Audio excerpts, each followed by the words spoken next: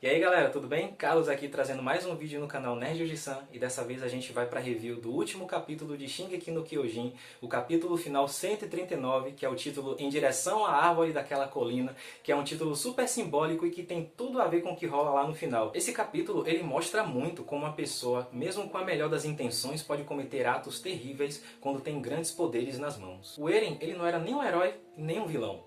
Ele era uma pessoa que, assim como muitos seres humanos que existem por aí, é capaz de cometer todo tipo de erro. Então, como a gente vê na conversa ali de Eren e de Armin, ele explica que fez o que fez porque ele queria salvar os amigos dele. Ele queria transformar os amigos dele em heróis, né? Ou seja, salvadores da humanidade. Ele queria que seus amigos fossem vistos dessa forma e assim pudessem ser salvos de qualquer tipo de retaliação. Além disso, ele fez tudo aquilo também porque ele acreditava num futuro melhor. Ele queria mudar o futuro. Só que o problema disso tudo, como ele mesmo fala, é que ele ficou perdido por causa do poder do Titã Fundador e por causa da confusão de passado e futuro que meio que se misturava. Ele se perdeu por causa desse poder e isso fez com que ele até colocasse a vida dos amigos dele em risco. O autor está representando perfeitamente que pessoas erram. Pessoas não são perfeitas, pessoas lutam contra si mesmo, pessoas lutam contra as dúvidas. Eu acho isso incrível porque assim, tira aquela coisa de que no final tudo acaba bem, o herói salva, o herói chega lá pra salvar todo mundo e todo mundo fica feliz para sempre, porque isso não existe. E esse mangá ele foi muito realista nessa parte, né? De trazer essa realidade do nosso mundo para esse mundo de Shingeki no Kyojin, claro, contextualizando no mundo de Shingeki no Kyojin, com a questão dos titãs, dos poderes, mas no final das contas é uma história sobre pessoas e suas características que todo mundo tem. Outro exemplo de como o ser humano é complexo é a própria Ymir, certo? O Eren ele conta o porquê de Ymir tinha aquela submissão absurda pelo Rei Fritz. Na verdade, ela amava o Rei Fritz. Era um amor bizarro de doentio, na verdade, né? Porque mesmo depois que o Rei Fritz fez tudo aquilo pra ela, né? Tocou fogo na terra natal dela, matou os pais, arrancou a língua dela, mas mesmo assim ela continuava sentindo aquele amor, né? Pelo Rei Fritz, que chegou a um ponto de ela mesma não aguentar mais. Ela não conseguia evitar aquilo, mas na verdade ela queria se livrar daquilo. E como o próprio Eren falou, a pessoa que seria responsável por livrar a Ymir daquilo seria a Mikasa. Nem mesmo o Eren entendia isso, mas nesse capítulo é explicado por quê. Na verdade, do penúltimo capítulo para esse é explicado por quê. Porque a gente vê que naquela última cena do capítulo anterior, a gente está vendo a Mikasa pegando ali a cabeça do Eren e a gente está vendo ali a Ymir, né, dando um sorriso bem de leve, porque a Mikasa no final das contas é que está colocando final ao sofrimento que ela teve aí por 2000 anos. Ela estava presa a um sentimento que não conseguia se livrar. E é outra coisa que a gente vê acontecer muito no nosso mundo. Pode parecer bizarro, mas é real. Pessoas têm sentimentos que não conseguem se livrar. E não é só o sentimento de amor. São outros também. Sentimento de ansiedade, de insegurança, de amizade, de paixão. Enfim, as pessoas enlouquecem por causa disso. E isso é o que está acontecendo com essa personagem, tá?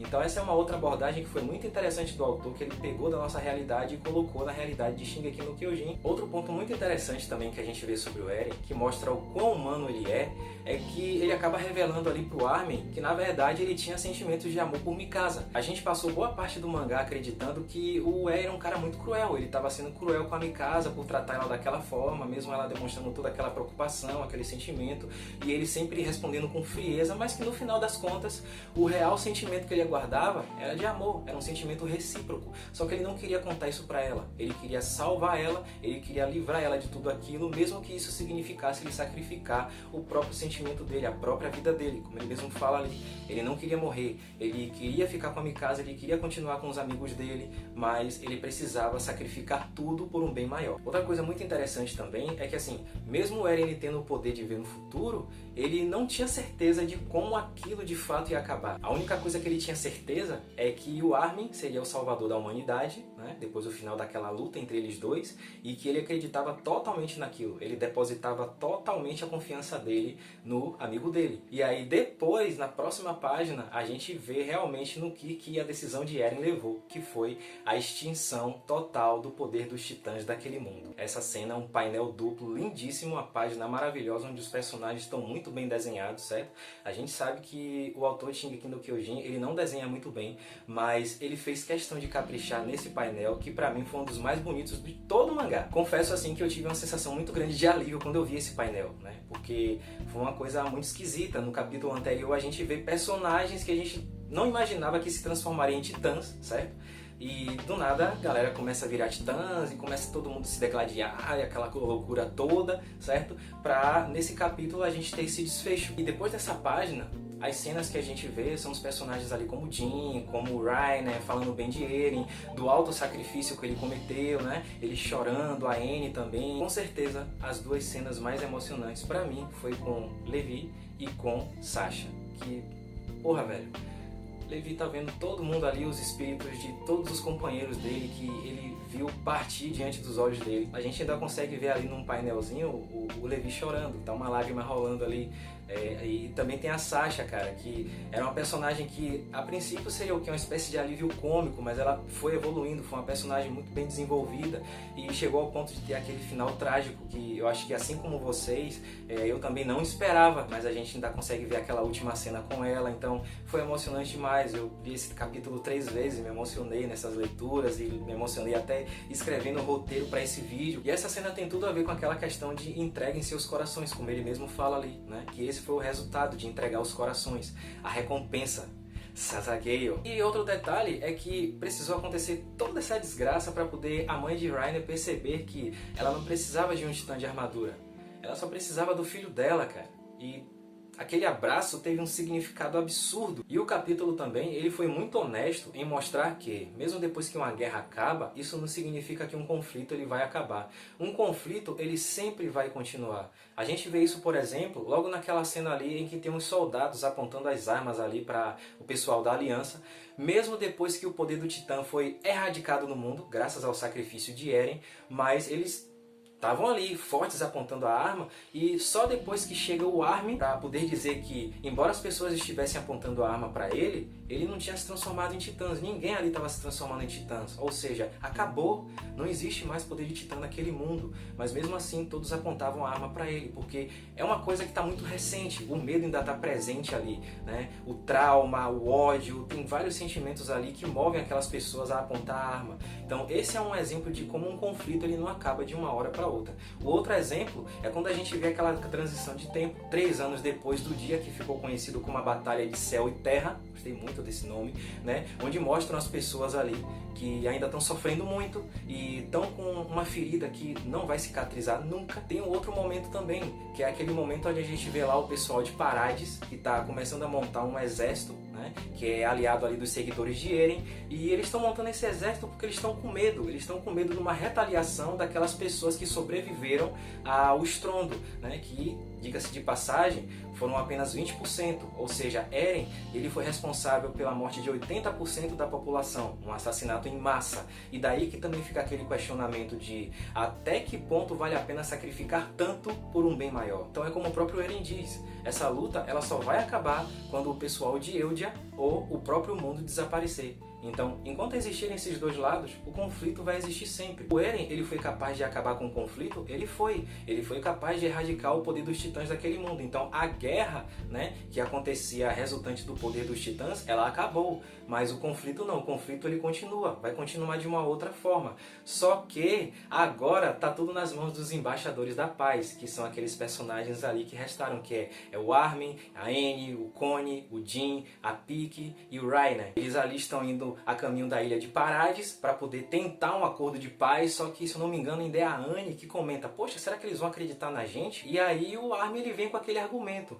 ele acredita muito que as pessoas de Parades vão acreditar neles e vão querer fazer um acordo de paz, porque, segundo o Armin, as pessoas vão ver eles ali juntos e vão pensar, porra, essa galera que tentou se matar aí por tanto tempo e agora estão juntos, por quê? O que aconteceu? Então o Armin ele vai fazer questão de contar tudo, ele vai contar toda a história, ele quer que todos saibam o que aconteceu ali naquela guerra.